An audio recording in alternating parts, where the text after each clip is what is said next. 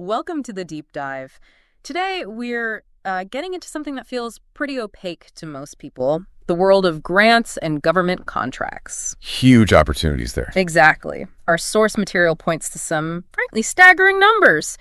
Think over $850 billion in grants, often called, free money. Mm-hmm. And then there's this almost unbelievable $8 trillion in government contracts, just massive figures. Absolutely massive. It really makes you wonder, doesn't it? It does. So the big question is, right, how do regular people or businesses actually get a piece of that pie? It seems like such a maze. That's the core challenge. The paperwork, the rules, it's a lot. Yeah, the jargon alone can be intimidating. What's the first barrier people usually hit? Well, our sources suggest it's often just knowing where to even look. Or maybe even believing that these funds are actually for them. Right. That makes sense. And that brings us to the central figure in this deep dive, Dr. Michelle Walker Davis. Yes. Apparently, she's known as the free money fairy godmother. That's quite a title. It is, isn't it? It really captures that feeling clients must have, like suddenly this impossible thing is possible.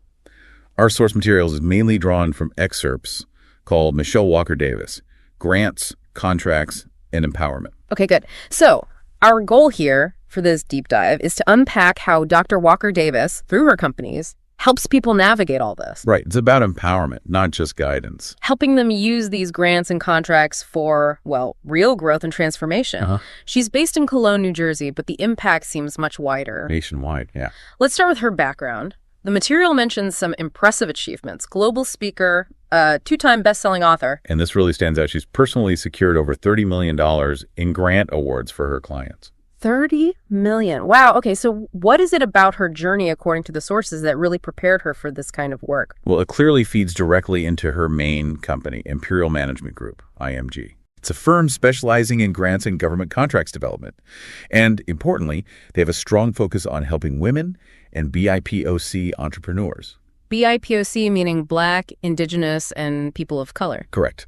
Helping them access these, critical funding streams. And IMG makes a pretty bold claim in the source material. Oh, what's that? They say they're one of the very few businesses who has the understanding on how to win both grants and contracts. That's key. Winning both. That does sound unique. So it's not just basic form filling then. No, not at all. The sources imply they have a deeper understanding. Like they know how to read between the lines on government RFPs, requests for proposals, and grant guidelines. Spotting keywords, maybe, priorities. Exactly. Yeah. Tailoring each application really precisely to what the funder is looking for. It sounds almost like a forensic analysis of what gets funded. So help me understand the distinction again. Grants are typically non-repayable for specific projects, right? Usually, yes. And contracts are more like payment for services the government needs. Right. So how does IMG manage to be successful in both arenas? What's their method based on what we've read? That's the interesting part. The sources suggest IMG might use some kind of framework. Yeah. Maybe proprietary, that lets them see connections others miss. Connections between grant requirements and contract needs. Yeah, potentially.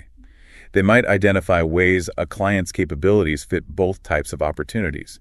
Like, say, a nonprofit gets a grant for community work. Okay. Well, maybe that same work aligns with a government service contract in the same area. IMG helps them see that and go after both, streamlining the effort. Ah, I see. That's clever. Maximizing the opportunities. Seems like it. And IMG isn't her only venture, right? There's also WOPAT Women of Power and Transformation. Yes, that's another big piece. WOPAT has this incredibly ambitious vision, creating 1 billion successful women entrepreneurs worldwide. 1 billion. Wow. It's huge. The focus there is on empowering women who are feeling, overworked, overstressed, often professionals. How do they do that? Through workshops, mentorship, advocacy, focusing on leadership skills, work-life balance, and building a supportive community. It's about collective empowerment. That community aspect sounds vital. Absolutely. And it connects to another point. Dr. Walker Davis also does a lot of public speaking. Right. Sharing the knowledge more broadly. Exactly. She speaks on leadership, entrepreneurship, and very specifically on empowering women, particularly in Black-owned businesses and communities. And the sources say she delivers actionable strategies, not just inspiration. That's the emphasis. Yeah. Practical insights people can actually use for growth. How do you see that fitting into the overall picture? scaling the impact. Definitely. It broadens the reach beyond just the clients IMG can take on directly. It's education and motivation on a larger scale. Makes sense. But, the most powerful evidence is always the real-world results. The testimonials. Agreed. The stories really bring it to life. Let's look at a few from the source material, examples of people facing really tough funding challenges. First up, Jenna Brooks. She's the CEO of At Your Table & Co., also in Cologne, New Jersey. The pandemic hit her business hard, really struggling. A familiar story for many, unfortunately. Indeed. But through Dr. Walker Davis and IMG, Jenna got two $10,000 grants. Okay, that's significant help. And not just that, sponsorship, marketing help, and 6 business contracts. Wow, a whole package. Yeah, it meant she could hire people, keep her customers, and actually grow. What a turnaround. That's incredibly impactful, a real lifeline, like you said. Then there's Dr. Bertie Thomas. She's CEO of Creative Change Counseling, again from the Cologne area. Okay. Her story is also quite striking. IMG managed to win multiple grants for her organization, $500,000. $500,000. Yes. Then another $195,000 and a further $125,000. Jeff Daw. Wow, that's substantial funding.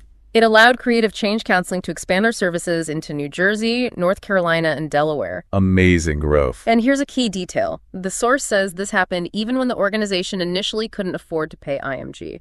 Really? That says a lot about their commitment, doesn't it? Focused on the mission. It certainly seems so. Okay, one more example. Eugene Campbell, CEO of eCCR Group, also Cologne-based. Yeah. He was in a tough spot, too. Lost $300,000 in school contracts because of COVID. Ouch. That's a huge hit. Yeah. He heard Dr. Walker Davis speak, reached out, and she helped him land $875,000 in just 6 months. $875,000 in 6 months after that kind of loss. That's extraordinary. But wait, it gets even more interesting. He then became a micro-lender himself. A micro-lender? How? Thanks to a $500,000 grant. And get this quote from the source. It turned into $10 million in funding over the life of the grant. Hold on. A $500 K grant turns into $10 million. How does that work? That's what I was wondering. Can you shed some light on that mechanism? Is that a common type of grant? It sounds like a specific type, likely a revolving loan fund grant, common in community development. Okay, a revolving fund. Yeah, so the initial $500,000 isn't just spent and gone. It's seed capital. He uses it to give out small loans, microloans to other businesses or individuals. Ah, okay. Then, as those borrowers repay their loans, the money comes back into the fund. And he can lend it out again. Exactly. It revolves. Over the life of the grant, if managed well, that initial $500,000 can be lent out, repaid, and relent many, many times, supporting a cumulative total of $10 million in loans. Wow. So it's not that the grant itself became $10 million, but it enabled $10 million in lending activity over time. Precisely. It's a model designed for sustained impact, leveraging the initial capital again and again. Really powerful. Those are incredible stories. Looking across them, do the sources point to any common themes? Like, what makes an application successful in this context? Well, the sources seem to suggest a couple of things consistently come up. First, having a really clear, compelling mission, something that clearly benefits the community or drives economic development. Makes sense for grants, especially. Definitely. And second, it's about having a meticulously prepared proposal. Dr. Walker Davis seems gifted at helping clients articulate both their societal impact and their operational effectiveness. Right, hitting both the why for the grant and the how for the contract. Exactly. Many of these clients, it seems, had great ideas or businesses, but were just stuck on the application process itself, overwhelmed by it. Understandable. So, tying this all together for you, the listener, what's the big takeaway? Well, I think it's twofold. Go on. First, these massive pools of money grants, contracts, they do exist. They're real. Hundreds of billions, even trillions. Right. And second, while navigating it all is undeniably complex, there's specialized help available. People like Dr. Walker Davis, organizations like IMG and WOPAT, they exist to bridge that gap. To unlock that potential, catalyzing change, empowering people to access these resources that could be game changers. Absolutely.